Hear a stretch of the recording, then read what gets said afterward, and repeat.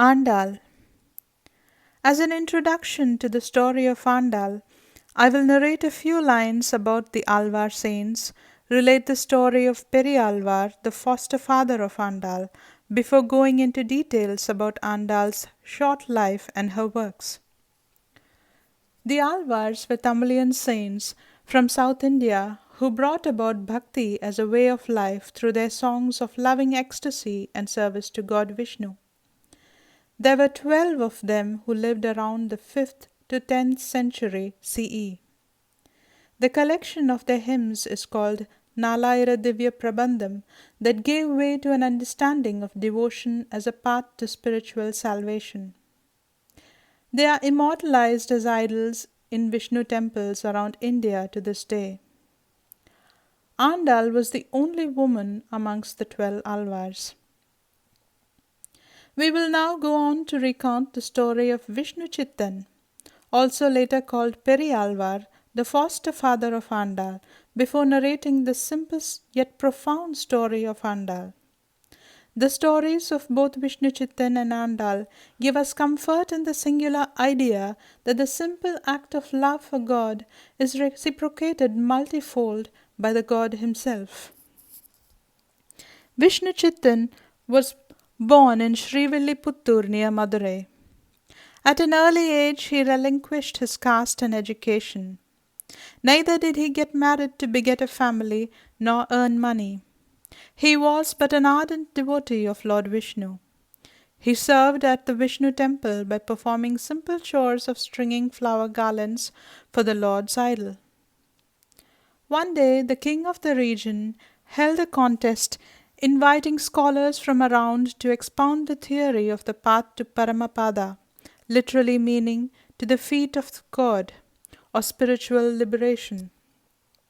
He tied a pouch holding 1,000,000 gold coins to a pillar, which he deemed would definitely fall down by the grace of God when the right answer was propounded by a contestant.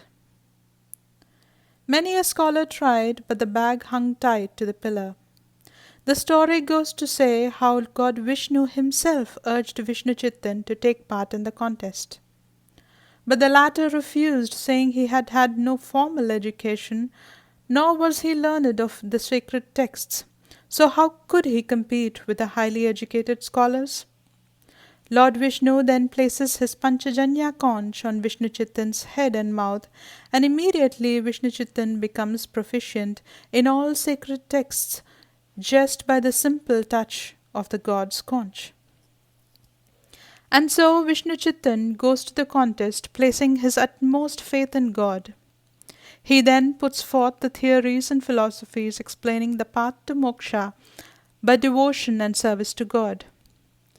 And no sooner did he reveal his theories than the bag of coins fell at his feet. The king and the spectators sitting around were amazed and applauded his victory. In celebration, they carried him atop an elephant on a procession around the city. But Peri Alvar looked up at the skies, where he saw Lord Vishnu had made an appearance on Garuda for everyone in the city of Madurai to see, and cried, "O Lord, why am I being taken on this procession, when it is you who made me speak thus, and you who has won this contest?"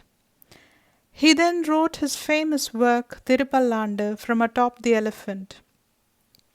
After his victory, Vishnu Chittan gave away his prize money in charity. Possessing no pride whatsoever in winning the contest, he returned to his life of an ordinary man serving at the temple. But he did yearn to have a child of his own, and constantly imagined himself to be Mother Yashoda taking care of baby Krishna. Touched by his devotion, Lord Vishnu sent Bhudevi to fulfill Vishnu Chittan's desire. So one fine day, when Vishnu Chittan was offering water to the sacred Tulasi plant at the temple, he saw a baby girl close to the bush. He carried her and asked everyone around if she belonged to someone, but no one knew. He then took the child home and named her Kodai and brought her up as his own daughter. Vishnu Chittan doted on her and brought her up teaching what he knew, that is, devotion to God. He sang songs to her about his beloved Krishna, and thus Andaal grew up surrounded by the simple idea of bhakti to God.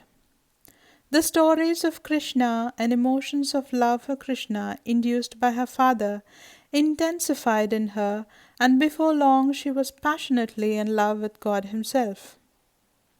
Just like her father, she strung flower garlands every day, and her father would carry it for the idol at the temple. As she grew up, she imagined that she would be his bride and decked herself playing the role of his beloved. She would then wear the garland of flowers meant for the temple and admire her reflection before taking it off and adoringly think of how it would be worn by the Lord at the temple. One day her father caught her wearing the sacred garland meant for the temple offering. He scolded her for defiling its purity and discarded the garland. Making a fresh one himself, he took it to the temple to be offered to the Lord's idol. That night, Lord Vishnu came to Vishnu Chittan's dream and asked him why he did not give Kodai's garland, and that he missed Kodai's scent in the garland that was offered for the day. He loved to have the garland worn by Kodai. Vishnu Chittan woke up with tears of joy in his eyes. He realized that he had not understood the extent of love and devotion that Kodai felt for the Lord.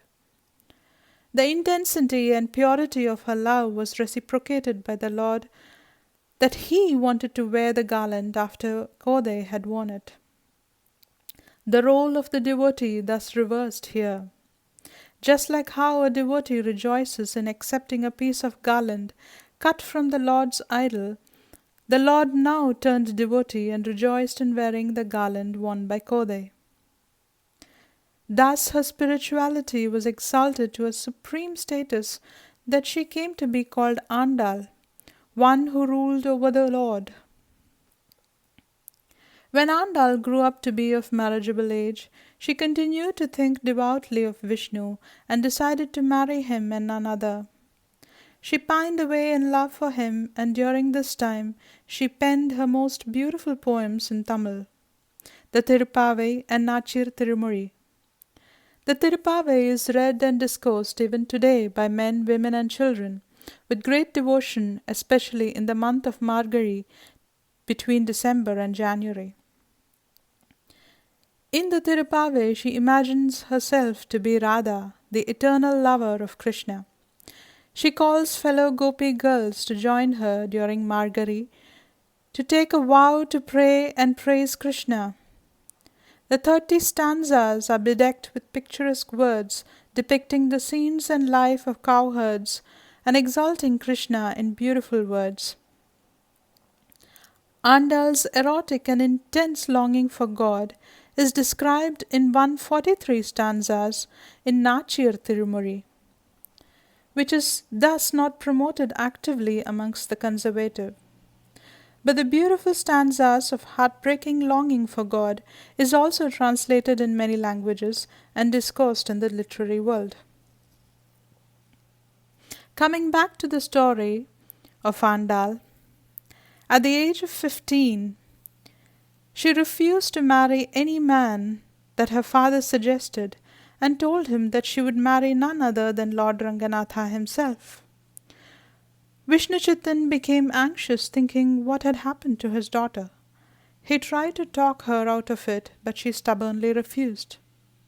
And once more the Lord proved his love for his devotee as ardently as the devotee herself. He came again to Vishnu Chittan in a dream and sought Andal's hand in marriage. He told Vishnu Chittan to bring Andaal decked in bride's finery to him at Srirangam's Ranganatha temple. He also appeared before the temple priests at Srirangam and asked them to allow for Andaal to come through. Andaal, thus dressed as a bride, waited in breathless anticipation for the wedding procession to take her to the temple. And as they reached the temple, she climbed down and excitedly ran into the sanctum of the shrine and embraced Lord Ranganatha.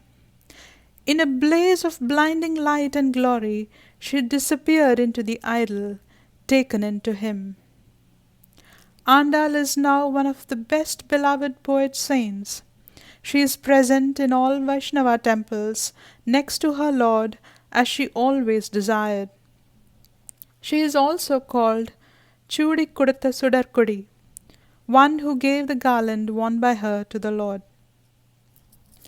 And even to this day, the garland worn by the deity of Andaal in the Sri Villiputtur Andaal temple is sent to the Venkateshwara temple for Lord Ranganatha in Tirupati, Tirumala.